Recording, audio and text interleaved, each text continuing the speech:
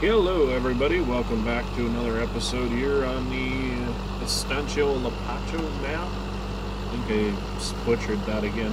Anyway, we're going to be doing some, or hauling some corn down to one of the spots where we drop off corn for the train. Then we're going to run the train up to the transport place. Going to sell some more of this corn because there's a decent price again. I wound up with close to 400,000 liters of corn, and it was losing control here. Took out the fuel barrels. Oh no. Anyway, yeah, 400,000 liters of corn, and I'm having a really hard time selling it. Imagine that. I have so much that nobody wants it right now, except for finally the transport company came up in price. I do have a theory about the transport company that after a little while here, they if you sell to them, then everybody else's price drops, and that it drops for longer. I'm not 100% sure on that, but that is just my take on it, I guess I should say.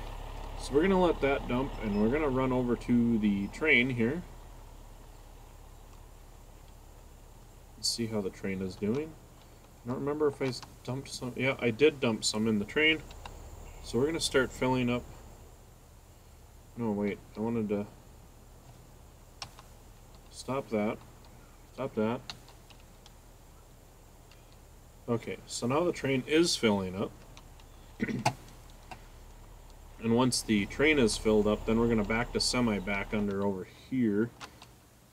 And hopefully I can prove myself wrong, and we can sell corn. Ooh, that's going to start dropping, darn it.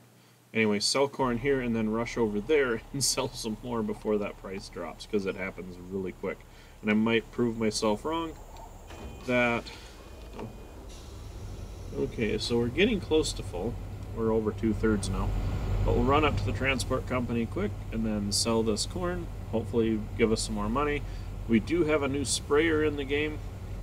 It actually came with the expansion of Estancia Lapacho, which is the Massey Ferguson 9030, and that is parked right over there by the end of field number 3, ready to do some spraying once our crop grows enough for that, and that'll be coming up soon. Also, I do plan on spraying with it during this this episode here. Do plan on selling some more grain, and I want to look into if I want to do wheat next and harvest the straw, or bale up the straw and sell the wheat to try and boost money a little bit.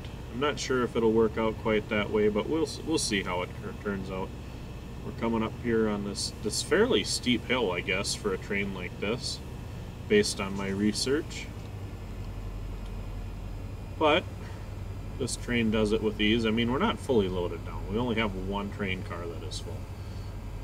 Otherwise, in the rest there, I think those ones are for wood chips. I haven't tried to put anything else in them yet, but I don't know, maybe they would hold another type of... Okay. We got a line up here so that we can dump our... There we go. Now we're dumping that. And let's be quick here, jump over to our semi, wherever that went. Here it is. Okay, so we got 145,000, or 143,000 now, we'll say. We'll get our semi hopefully backed up under here. If I can... No. I keep getting stuck, so we're just gonna have to go around here and try again, and I think I'll just pull in forward. Heck with it. Try and get this done. You know, as a matter of fact, here in Minnesota today it is snowing, so it's kind of wonderful to see a South American thing going on here. Think of a little bit of warmth. It's snowing, gloomy, doomy outside, not at all pleasurable. and the roads are kind of bad, so we'll play some Farm Simulator. I do have the tractor, a couple tractors in the garage that I'm working on, and if I ever do get the parts needed for those, I will get them together, and we will do some snow plowing videos with those when that time comes. But for now, that just isn't. We keep getting dustings of snow, which isn't worth taking a tractor out to plow with. I do intend on doing a cold start on the John Deere B here shortly, so we'll wait for it to warm up, because I know it won't start when it's like -8 degrees out during the day. So we're going to wait till it gets up 10 degrees, and we'll start it then. I do have the battery inside on the maintainer for now. But anyway, we're heading back to the farm, and let's just double check our prices here. Actually, our corn is still going up, so let's go get another load of corn in, and it looks like shortly here, with any luck, we'll be getting to use our new sprayer. Let's see. Not sure how to check and see if it's ready to be fertilized or not. What it lets you know, because this will be the first time I've played that it'll take multiple fertilization sessions. So hopefully I can figure that out without boring you guys to death. So quickly we'll top off the trailer with another 20,000 liters and make that run over to the bakery.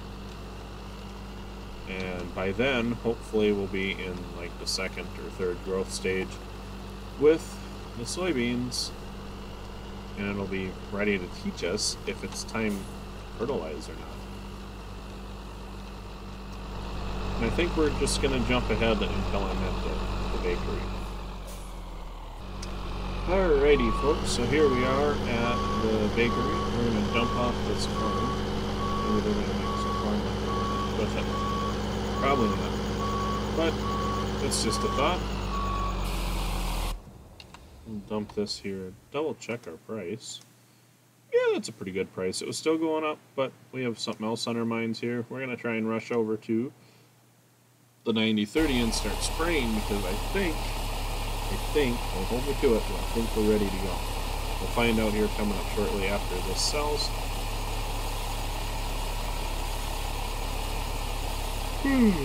Oh, geez, getting tired.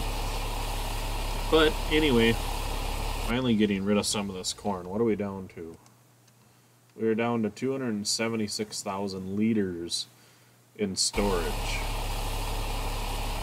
which is it's quite a bit. It's 70,000 liters at a time to sell it, and we have to wait for the price to go up. It's kind of a pain. It'll be nice to have some soybeans in there, and also eventually I'm really leaning towards doing wheat. Have some wheat in there so I can kind of watch prices and sell stuff as it goes up. As you can see here, we did get quite a bit less for this, although I think the train holds 90,000 liters and this holds 70,000, so that kind of influences it a little bit, but the transport station did have about $100 more per unit price, which is pretty good. But anyway, in a moment here, we're going to be using the sprayer.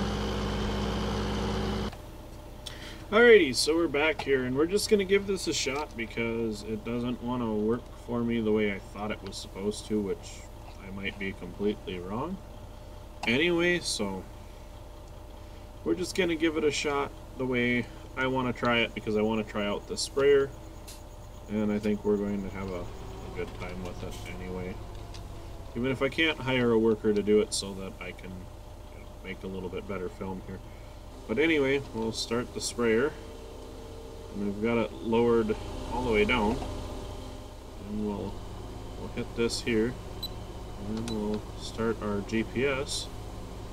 And as you can see, it does cover quite a good swath here. It bounces around a little bit in this rough field. Let's see. There we go.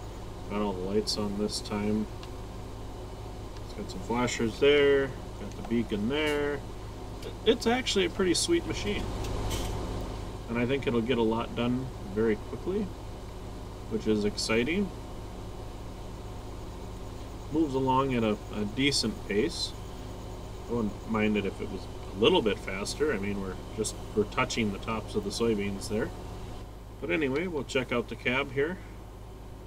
This is quite a neat cab. We got some controls up here. We got pretty good view on both sides. Got the computer with the GPS in that there. Look out over there. It's a pretty good view. And I do like this cab, and the controls seem simple. Most Massey tractors seem to be pretty simple and fairly good with their controls. I have found the mirrors work. It's pretty interesting.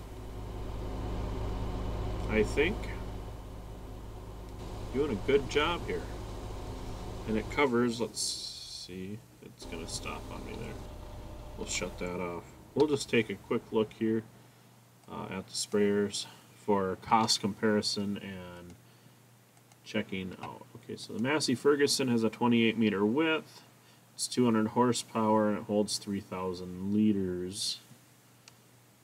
And then also we have the Horsch. The Horsch is a little bit more expensive. It is wider, 36 meters, holds 5,000 liters, 354 horse. This one here, quite comparable. It is only, all it is, a meter less, and it costs about $11,000 more.